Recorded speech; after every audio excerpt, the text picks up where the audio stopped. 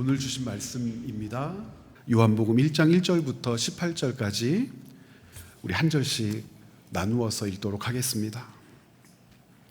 태초에 말씀이 계시니라. 이 말씀이 하나님과 함께 계셨으니 이 말씀은 곧 하나님이시니라. 만물이 그로 말미암아 지은 바 되었으니 지은 것이 하나도 그가 없이는 된 것이 없느니라.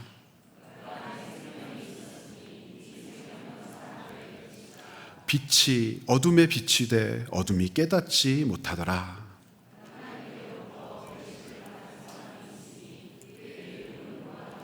그가 증언하러 왔으니 곧 빛에 대하여 증언하고 모든 사람이 자기로 말미암아 믿게 하려 함이라.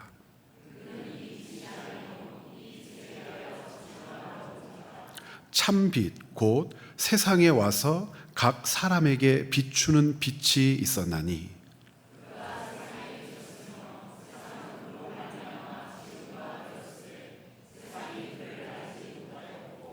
자기 땅에 오매 자기 백성이 영접하지 아니하였으나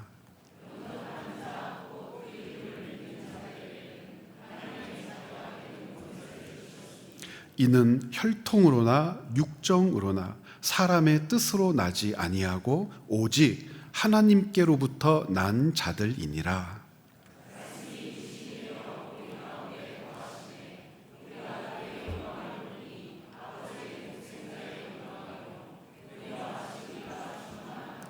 요한이 그에 대하여 증언하여 외쳐 이르되 내가 전에 말하기를 내 뒤에 오시는 이가 나보다 앞선 것은 나보다 먼저 계심이라 한 것이 이 사람을 가리킴이라 하니라.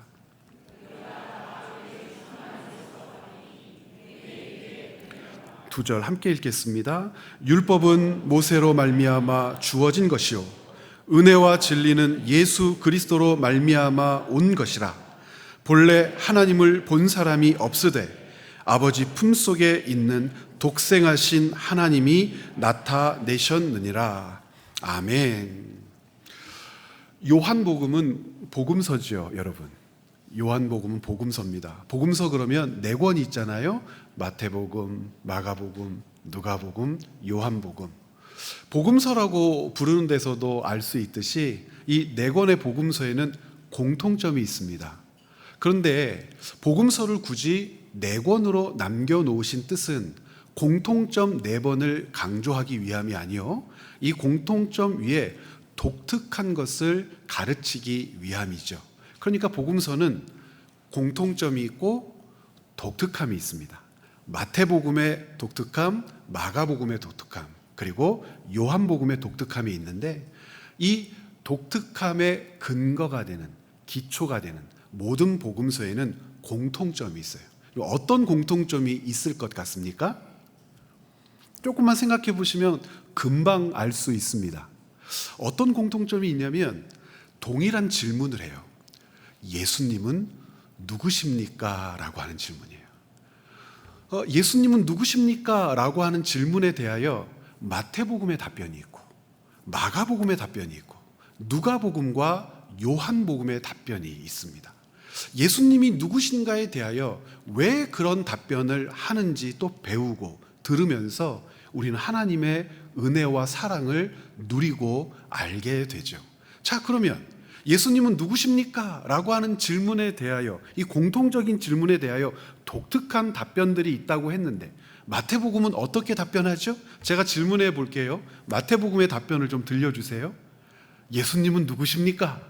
안 할 줄 알았어요. 제가 다 하죠. 예수님은 누구십니까? 아브라함과 다윗의 자손입니다. 이렇게 시작합니다. 마가복음의 답변은 어떻습니까? 예수님은 누구십니까? 예수님은 복음의 시작입니다. 예수님이 복음입니다. 자, 누가복음은요? 예수님은 누구십니까? 도대체 예수님은 누구시죠? 예수님은 기원의 시작으로 언약의 성취로 약속의 그분으로 우리에게 오셨습니다. 이 복음서마다 이 독특한 답변이 있고 그러나 공통된 질문이 있습니다. 그러니까 요한복음도 질문하는 거예요. 뭐라고 질문합니까? 예수님은 누구십니까? 요한복음은 예수님은 누구십니까? 라고 하는 이 질문에 대하여 어떤 답변을 하는가? 우리가 요한복음을 읽어내면서 그렇구나, 예수님은 바로 이분이구나 하고 깨달아요. 그래서 먼저 요한복음의 결론을 찾아보기를 원합니다. 예수님은 누구십니까? 왜 예수님이 그런 분이 되어야 합니까? 바로 이와 같은 이유 때문입니다 하고 결론을 내게 되겠죠. 그 결론이 요한복음의 끝자락 20장에 기록되어 있어요. 요한복음 기록의 목적이라고도 부르는데 먼저 이 결론을 찾아보죠. 자, 20장 31절 말씀 한 목소리로 읽어보겠습니다. 오직 이것을 기록함은 너희로 예수께서 하나님의 아들 그리스도이심을 믿게 하려 함이요 또 너희로 믿고 그 이름을 힘입어 생명을 얻게 하려 함이니라. 자, 여기에 예수님은 누구십니까? 라고 하는 답변도 가득 들어있어요. 예수님은 누구십니까? 하나님의 아들 그리스도십니다. 예수님은 누구십니까? 그분을 의지하고 신뢰하고 믿는 자에게 영원한 생명을 주시는 분이십니다. 예수님은 누구십니까? 요한복음은 이와 같은 답변을 우리에게 들려줄 거예요. 그 답변의 시작이 요한복음 1장 1절부터 시작되는 거죠. 예수님은 누구십니까? 이 답변에 대하여 요한복음 1장 1절은 어떻게 시작하죠? 태초에 말씀이 계시니라. 같이 한번 해볼까요? 태초에, 하나씩 따라 하셔야죠. 한꺼번에 다 하셨네. 자, 다 같이 한번 해봅니다. 태초에 말씀이 계시니라. 근데 어디서 많이 들어본 문장 같지 않으세요? 어떤 단어 때문에 그래요? 태초에, 워낙 많이 들었어요. 태초에. 성경의 시작이잖아요. 그렇죠? 창세기 1장 1절에 동일한 구조의 말씀이 기록되어 있죠. 창세기 1장 1절은 어떻게 기록되어 있어요? 태초에 하나님이 창조하셨다라고 기록되어 있습니다. 그렇죠? 태초에 하나님이 천지를 창조하셨다. 그러면 이 창세기의 태초와 요한복음의 태초는 어떤 상관이 있을까? 같은 의미일까요? 같은 단어일까요? 여러분, 맞아요. 같은 단어예요. 그런데 의미는 조금 달라요. 같은 단어라는 것은 한 단계 설명이 조금 필요해요. 왜 그렇습니까? 창세기는 히브리어로 기록된 성경책이고 요한복음은 헬라어로 기록된 성경책이잖아요. 그러면 구약 성경은 히브리어로만 기록됐느냐? 아니죠. 예수님 당시에는 아람어로 기록됐고 그리고 헬라어로도 기록돼서 아람어로 기록된 구약 성경을 탈굼이라고 부르고 헬라어로 기록된 구약 성경을 셉추아진타라고 불러서 70인경이라고 불렀단 말이에요. 여기서 제가 같다라고 하는 것은 히브리어에서 헬라어로 번역한 70인경의 창세기 1장 1절의 태초에와 요한복음 1장 1절에 기록된 태초에라고 하는 단어가 같다는 뜻이에요. 그럼 어떻게 같은지 여러분 주보에도 나와 있고 화면에도 나와 있는데 한번 같이 한번 해볼까요? 엔아르케 한번 해보세요. 엔아르케. 엔아르케라고 하는 이 말로 창세기도 시작하고 요한복음도 시작합니다. 그런데 이 엔아르케라고 시작하는 창세기의 태초와 요한복음의 태초가 조금은 의미가 달라요. 다 태초에라고 하는 말 자체는 어떤 뜻을 가지고 있습니까? 처음, 시작이라고 하는 뜻을 가지고 있잖아요. 그러면 창세기의 시작과 요한복음의 시작의 시점이 같을까요? 같으려면 요한복음에서 이야기하는 태초에도 창세기의 태초에가 되는 거죠. 천지를 창조하실 때. 그런데 그렇게 얘기하고 있지를 않아요. 뒤에 오는 동사가 달라요. 어떻게 되어 있냐면 창세기의 태초에는 창조하셨다라고 끝나고요. 요한복음의 태초에는 어떻게 끝나요? 계셨다라고 끝나요. 창조하셨다고 끝을 맺고 계셨다라고 끝을 맺는데 요한복음은 조금 더 깊이 들어가요. 여러분 요한복음 1장 1절 처음부터 끝까지 한번 읽어보겠습니다. 태초에 말씀이 계시니라. 이 말씀이 하나님과 함께 계셨으니 이 말씀은 곧 하나님이시니라. 그래서 이 태초에는 어떤 태초에보다 먼저 있는 태초에입니까? 하나님께서 천지를 창조하신 그 시점 이전을 이야기하고 싶은 것 같아요. 그러니까 동일하게 태초에라고 하는 시작이라고 하는 말을 썼지만 저는 요한복음의 시작을 개인적으로 어떻게 부르냐면 시작의 말씀이구나. 시작에 대하여 가르쳐주는 말씀이구나. 그런데 바로 그 말씀이라고 하는 것, 태초에 말씀이 계셨다 그래요. 그런데 그 말씀을 조금 더 발전시키고 구체화시켜서 뭐라고 얘기하냐면 그 말씀은 하나님과 함께 계셨다 그래요. 그런데 하나님과 함께 계셨던 그 말씀이 하나님과 함께 이 세상을 창조하셨다라고 그래요. 그리고 창조하신 그 말씀이 인간의 몸을 입고 이 땅에 오셨다라고 이야기를 해요. 그리고 이 땅에 오신 그분을 우리에게 누구라고 말씀하세요? 하나님의 독생자 아들 예수 그리스도다. 그 예수님이 누구십니까? 라고 하는 질문에 대하여 요한복음은 이렇게 넓고 크고 깊게 소개하는 거예요. 예수님은 누구십니까? 태초에 말씀으로 계셨습니다. 예수님은 누구십니까? 그 말씀이 하나님과 함께 계셨던 분입니다. 예수님은 누구십니까? 하나님이 세상을 창조하실 때 그 말씀도 이 세상을 창조하신 분입니다. 예수님은 누구십니까? 그 창조의 말씀이 인간의 몸을 입고 이 땅에 오셨는데 바로 그분이 누굽니까? 예수님입니다 라고 이야기하는 거죠. 그런데 이 예수님을 이렇게 소개하는데 요한복음에 또 다른 독특성이 있어요. 어떤 독특성이냐면 여러분 두 구절 말씀을 함께 찾아볼 텐데 1장 14절과 1장 18절 말씀 한번 연거퍼서 읽어볼게요. 어떤 공통점이 있나 한번 찾아보세요. 자, 1장 14절 함께 읽겠습니다. 말씀이 육신이 되어 우리 가운데 거하심에 우리가 그의 영광을 보니 아버지의 독생자의 영광이요 은혜와 진리가 충만하더라. 자, 18절도요. 본래 하나님을 본 사람이 없으되 아버지 품속에 있는 독생하신 하나님이 나타내셨느니라. 여러분 예수님을 소개하는데 요한복음만의 독특성이라고 했어요. 어떤 단어를 통해서 찾을 수 있을까요? 독생자라고 하는 단어가 써요. 독생자. 여러분이 가지고 계신 성경책이 좋은 성경책이면 1장 18절에 독생자의 난외주가 있어요. 숫자가 하나 붙어서 그 밑에 이렇게도 읽을 수 있음이라고 되어 있는데 뭐라고 되어 있을까요? 하나님의 아들이 나타나셨다라고도 읽을 수 있다고 되어 있어요. 그러니까 어떤 사본에는 예수님을 독생자라고 부르고 싶어하고 어떤 사본에는 아들이라고 부르고 싶어 한다는 거예요. 그런데 여러분 왜 우리가 독생자라고 하는 사본의 번역을 취해서 우리말 성경에 예수님을 독생자라고 부르고 있을까요? 굉장히 논쟁이 많았어요.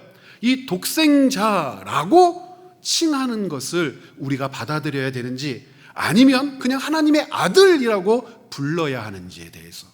그런데 참 감사하게도 예수님이 누구십니까? 라고 하는 이 요한복음의 질문에 대하여 우리로 하여금 예수님을 독생자라고 고백할 수 있도록 참 귀한 성경의 사본학자들이 우리 믿음의 선배들이 이 단어를 성경에 남겨준 거예요. 여러분 독생자. 그런데 이 독생자를 많은 성도들이 고민하지 않고 받아들여요. 잘 이해할 수 있다고 착각하고 오해해요. 왜 그럴까요? 이 독생자를 어떻게 이해하니까?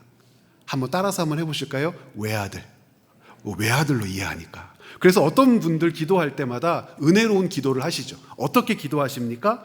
하나님은 하나뿐인 외아들을 우리에게 주셔서 구원을 베풀어 주셨습니다. 이 굉장히 은혜가 되는 말인데 우리가 이해하고 있는 외아들이라고 하는 말과 성경에서 가르치는 독생자라고 하는 말이 같을까? 비슷할 수는 있지만 같을 수가 없어요. 왜냐하면 성경에서 이야기하는 독생자라고 하는 우리가 번역한 단어가 뭐냐면 한번 보세요. 모노게네스라고 하는 단어예요. 한번 해보실까요? 모노게네스. 이 모노게네스라고 하는 말을 우리말로 옮길 때 정말 힘들게 찾다가 선택한 단어가 독생자예요. 외아들이라고 하지 않고 독생자라고 번역을 한 거예요. 고민한 거예요. 왜냐하면 대체하거나 설명할 수 있는 개념이 없어요. 모노게네스라고 하는 말 자체가. 왜 그러냐면 이 모노게네스라고 하는 말의 뜻은 두 가지입니다. 첫 번째는 유일무이한 존재. 이런 존재를 가르칠 때 모노게네스, 유일무이, 하나밖에 없는 거예요. 두 번째는 하나님께서 창조하신 세상의 피조물 어떤 것과도 비교할 수 없는 존재이기 때문에 독생자 모노게네스예요. 자, 그러면 생각을 한번 해보십시오. 자, 제가 외아들이 있다고 하면 가정을 한번 해보죠. 이 외아들은 온 세상에서 저만 있는 외아들입니까? 아니죠. 김씨네 외아들도 있고 최씨네 외아들도 있고 여러분 가운데서도 외아들이 있고 여러분이 아는 외아들도 있고 중화산동에도 있고 이 신흥학교에 다니는 외아들들도 많을 것 아닙니까? 그러면 외아들을 가진 가족들은 몇 가족이나 될까요? 지구상에. 보세요. 그 외아들은 유일무이한 외아들입니까?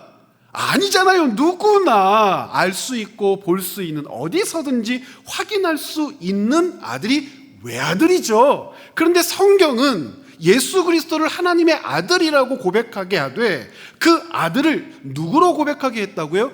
독생자라고 고백하게 했다고요. 모노게네스라고 고백하게 했다고요. 이유는요, 유일무이하신 분이기 때문에.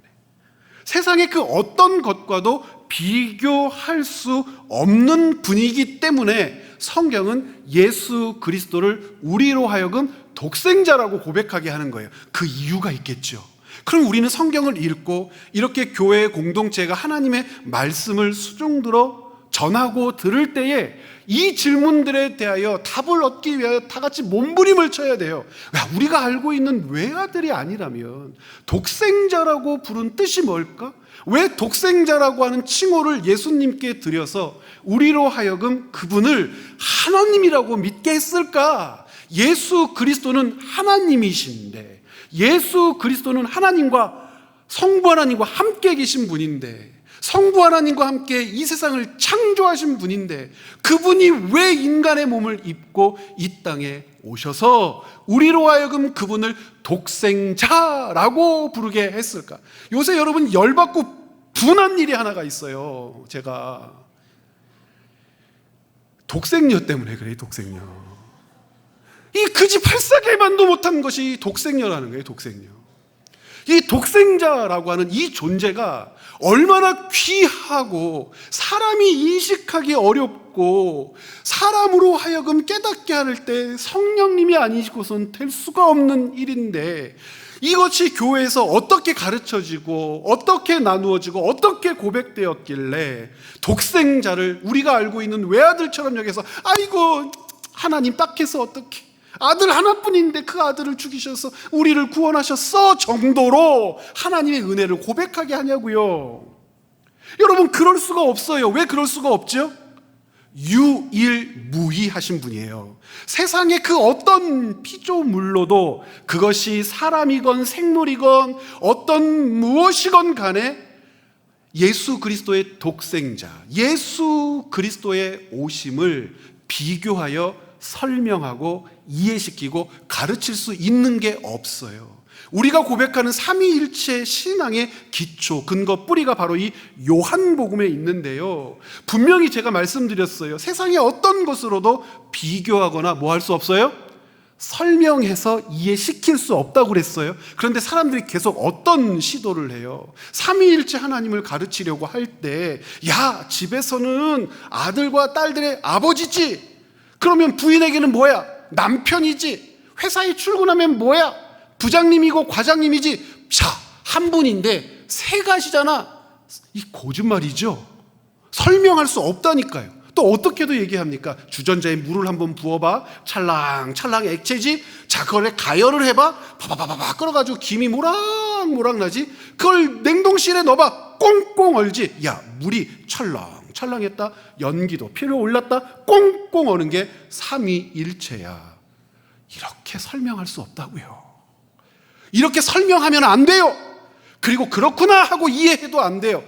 아니, 독생자신데 유일무이하시고 세상의 그 어떤 것과도 비교하여 설명할 수 없는 분이기 때문에 독생자인데 왜 그렇게 설명을 하냐고 되려 물어봐야죠. 설명하기 어렵겠거든 은혜를 구하는 것이 옳고, 이런 방식의 설명으로 이해시키는 것밖에 모르겠거든 침묵하는 것이 옳아요. 여러분, 왜 독생자라고 했을까? 예수 그리스도의 독생자 되심에 대한 가장 좋은 주석은 바울의 주석이에요. 바울이 그의 편지에서 예수 그리스도의 독생자 되심을 어떻게 주석하고 있냐면 빌립보서 2장 6절부터 8절에 주석하고 있습니다. 같이 2장 6절 말씀 8절까지 같이 한번 읽어볼까요? 그는 근본 하나님의 본체시나 하나님과 동등됨을 취할 것으로 여기지 아니하시고 오히려 자기를 비워 종의 형체를 가지사 사람들과 같이 되셨고 사람의 모양으로 나타나사 자기를 낮추시고 죽기까지 복종하셨으니 곧 십자가에 죽으십니다. 자, 왜 이렇게 주석했는지 아십니까? 예수 그리스도는 독생자로 이 땅에 오시는데 이 땅에 있는 사람들이, 이 세상이 독생자 예수 그리스도를 영접했나요? 영접하지 않았잖아요. 거절했단 말이에요. 외면했단 말이에요. 거절하고 외면했을 뿐만 아니라 그분과 다투고 싸워 이겨먹으려고 했어요. 요한복음에는 이와 같은 증언이 반복해서 등장합니다. 어떻게 등장해요? 우리 같이 한번 9절부터 한번 읽어봤으면 좋겠습니다. 1장 9절부터 13절까지 여러분 성경을 한번 보세요. 같이 한번 읽어봅니다. 참 빛 곧 세상에 와서 각 사람에게 비추는 빛이 있었나니 그가 세상에 계셨으며 세상은 그로 말미암아 지은 바 되었으되 세상이 그를 알지 못하였고 자기 땅에 오매 자기 백성이 영접하지 아니하였으나 영접하는 자 곧 그 이름을 믿는 자들에게는 하나님의 권세를 주셨으니 이는 혈통으로나 육정으로나 사람의 뜻으로 나지 아니하고 오직 하나님께로부터 난 자들이기 때문에.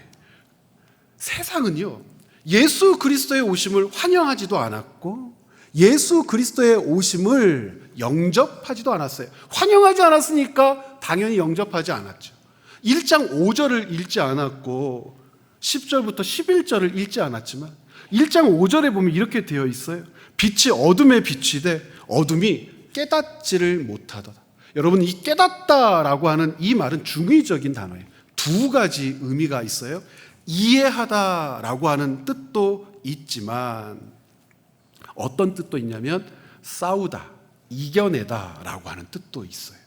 무슨 말이냐면 예수 그리스도가 누구신지 사람들은 깨닫지도 못했을 뿐만 아니라 예수 그리스도와 싸우는 거예요. 예수 그리스도와 싸운다는 것은 하나님과 싸운다는 거예요. 왜 그럴까요? 세상 사람들이 붙들고 살고 놓여있는 질서와 하나님께서 회복하시며 다시 주고자 하는 질서가 다르기 때문에 세상 사람들이 속해 있는 나라와 세상 사람들을 다시 회복시키며 맞아들이시는 나라가 다르기 때문에 그것을 우리는 어떻게 고백합니까? 예수님이 가지고 오신 하나님의 나라와 세상 나라라고 구별을 하고 예수 그리스도께서 가지고 오신 나라는 예수 그리스도의 하나님의 나라의 질서가 함께 있는데 우리가 속해 있는 나라는 우리가 속해 있는 나라의 질서가 있는데 이 두 개의 질서가 충돌하더라는 거예요.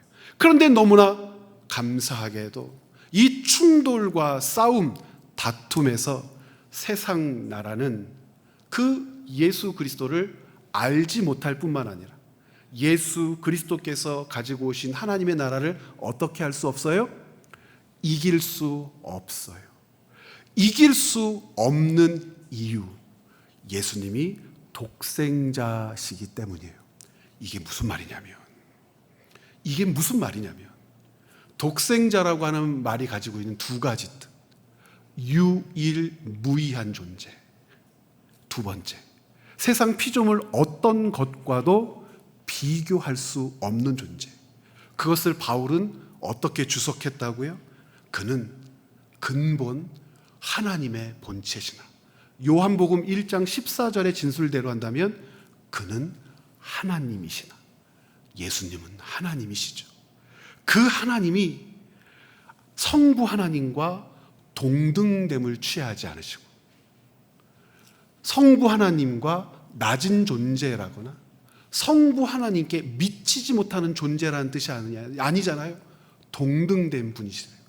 영광과 능력과 권위가 동등하신 분인데 어떻게 하셨어요? 자기를 낮추셔서 어디까지 낮아지셨어요? 종의 형상을 취하셨어요. 여기서 말하는 종은 어떤 종입니까? 인간보다도 낮은 존재로 오셨다는 거예요. 무슨 뜻입니까?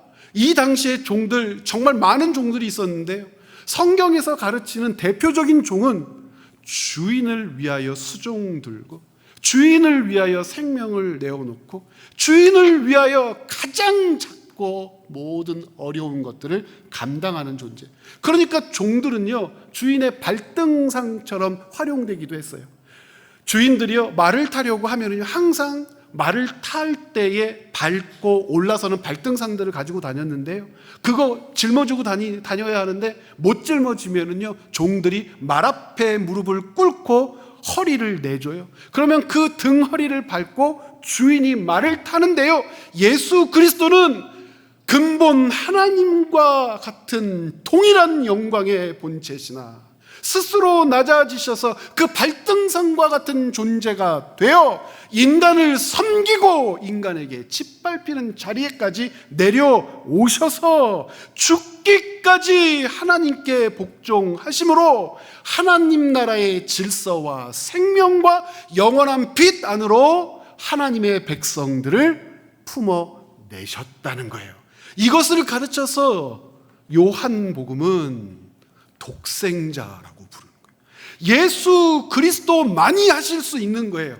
하나님만이 하실 수 있는 거예요. 세상에서는 이와 같은 일로 사람을 용서하고 구원하고 섬기고 기다리고 긍휼을 베풀 그 어떤 것도 있을 수 없어요. 그러니 누가 하셔야겠어요?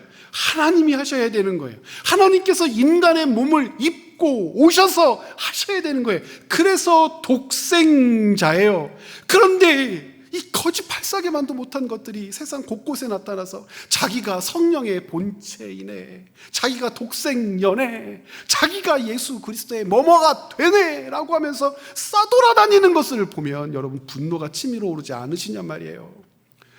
교회 공동체들이 이 독생자 되심을 어떻게 가르쳤길래 유일무이하신 분이라고요. 어떻게 그 자신을 우리에게 주셨기에 유일무이하실까? 하나님이 인간의 모습을 입고 오셨다고만 알고 있는데 종의 형상을 취하셨다고요. 그래서 죽기까지 복종하셨다고요. 이것이 예수 그리스도가 하나님의 독생자가 되어 우리의 구세주로 오셨다라고 하는 뜻입니다. 그런데 세상은 어떻게 해요? 거절합니다. 외면합니다. 원하지 않습니다. 이유는 무엇이에요? 자기의 질서, 자기의 나라를 지키는 것이 생명이라고, 유익이라고 고집을 부리더라는 거예요. 하나님의 나라의 질서, 하나님의 나라로의 초대, 하나님 나라 백성으로 삼으시려는 하나님의 뜻을 들이받아요. 싸워서 이기려고 해요. 자기를 거절하시는 지경에까지. 여기서도 오해하고 착각하는 게 있어요. 예수님이 오셔서 거절당하신 겁니까? 아니면 처음부터 거절당하신 겁니까? 처음부터요. 세상을 창조하셨는데 그 세상의 창조 질서를 깨버려요. 그리고 자기들의 질서 안에서 하나님처럼 높아지려고 수많은 인간들이 시도를 해요. 우리가 창세기 11장을 통해서 목격한 바벨론 사건이 그것 아닙니까? 처음부터 거절당한 땅이에요. 거절한 땅이에요. 알고도 오셔서 또 거절당하십니다.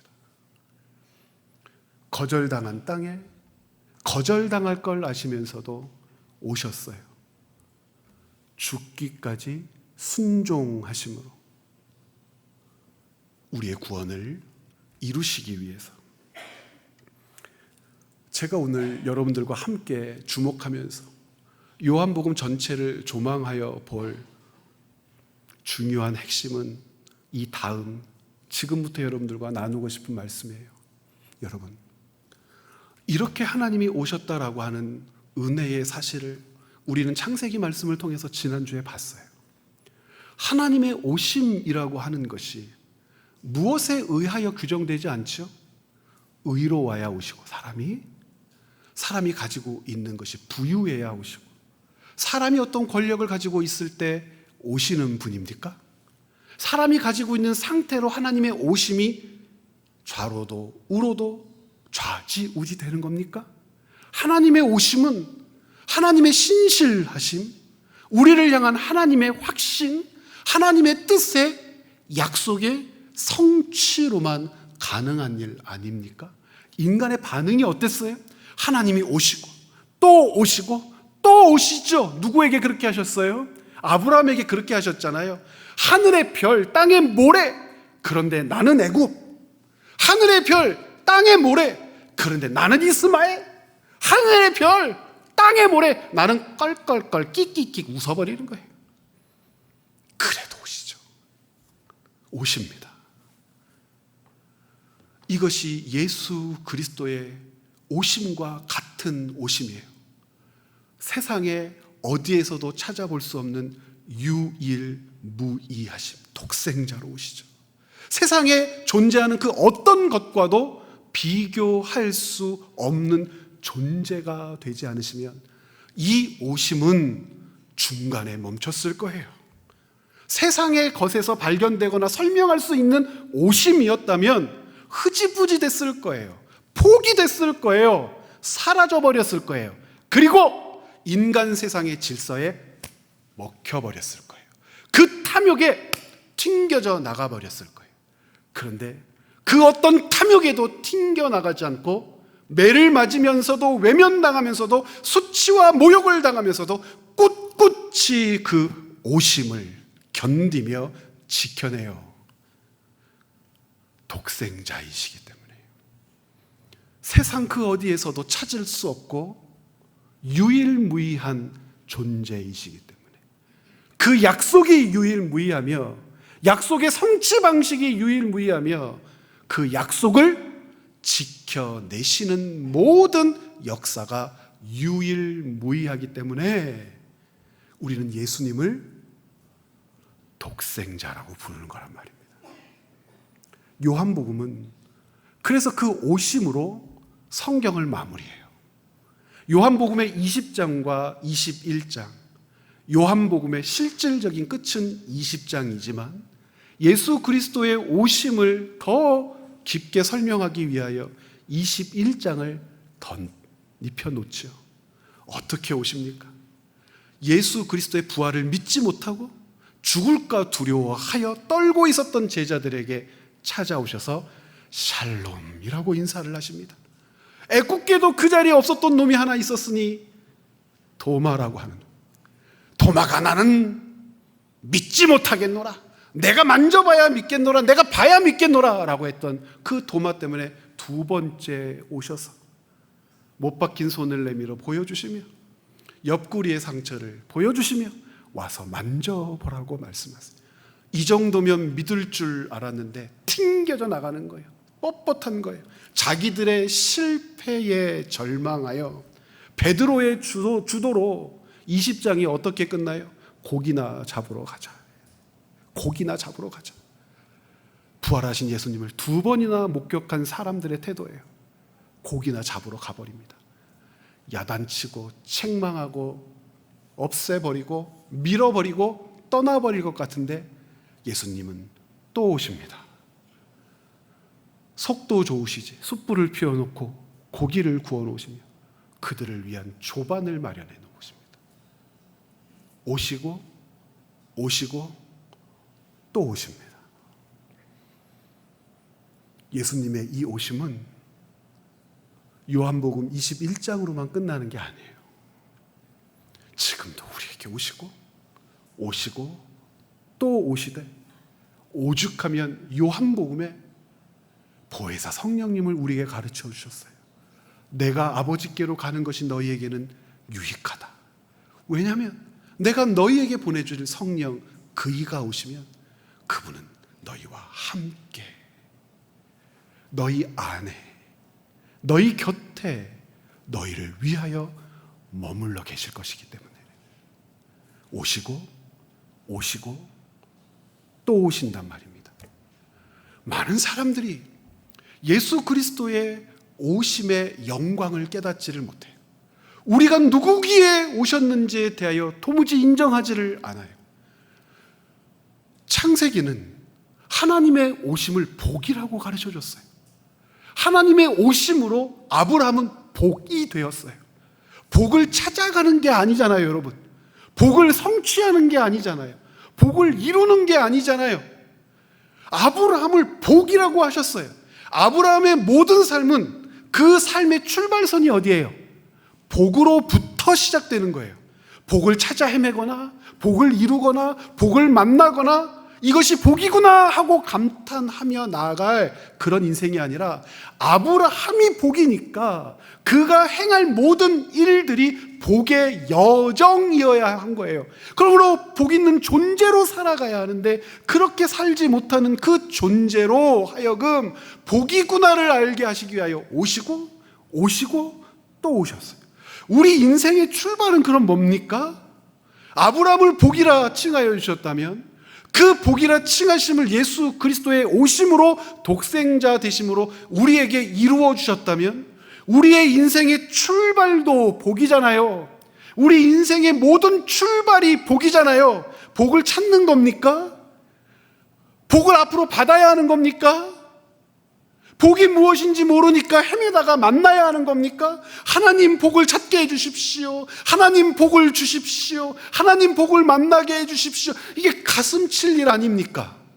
우리가 복인데, 우리 인생의 모든 출발이 복인데 하나님이 종의 모습을 취하시고 인간의 모습을 취하시고 이 땅에 오셔서 우리에게 독생자가 되어주신 복보다 더 위대하고 크고 아름답고 능력 있는 복이 어디 있어요? 여러분, 그러므로 우리는 복의 선으로부터 출발한 인생의 여정을 다 사는 거예요. 우리는 하나님의 복이에요. 하나님의 복으로 어떤 사람은 좀 돈이 없어 가난해요. 하나님의 복인데 어떤 사람은 좀 아파요. 하나님의 복인데 어떤 사람은 장사가 좀 안 돼요. 장사가 안 되면 우리가 하나님께로부터 끊겨지고, 무엇이 좀 제대로 안 되면, 벌이가 시원찮으면, 기대했던 것들이 이루어지지 않으면 예수 그리스도의 독생자 되심이 무력화되고 희미해지고 약화되고 무너지고 파괴되고 그러는 겁니까? 그것이 아니라고 요한복음은 2월 내내 우리에게 이야기하고 또 이야기할 거란 말입니다. 유일무이하신 하나님의 아들, 세상의 그 어떤 것과도 비교할 수 없는 하나님의 아들, 우리에게 독생자가 되어 주셔서 우리를 위하여, 우리 때문에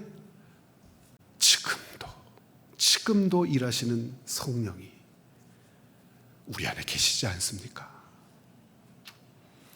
이와 같은 눈과 이와 같은 신분됨을 가지고 세상을 바라보고 세상을 살다가 주님께서 부르시는 날 영원한 안식에로 들어가는 것이 우리 인생의 여정입니다. 살라고 하신 만큼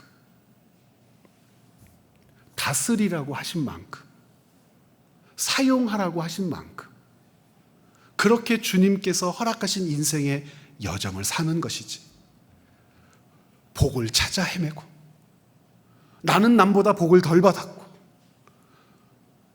나는 이런 복이 좋고 저런 복이 좋고 하는 것들을 예수 그리스도의 독생자 되심과 비교할 수 있겠습니까?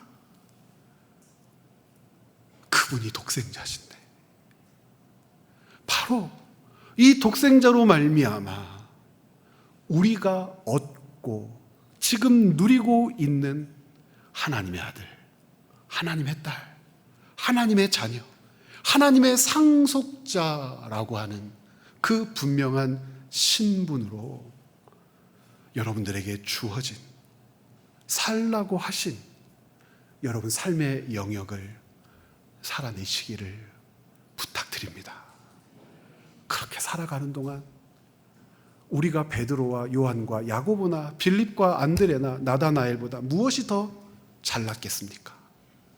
그러니 오시고 또 오실 겁니다. 오시고 또 오시는 하나님 앞에 우리의 자라남이 있기를 원하고 우리의 삶이 기쁨이 되기를 원합니다. 함께 기도하시겠습니다.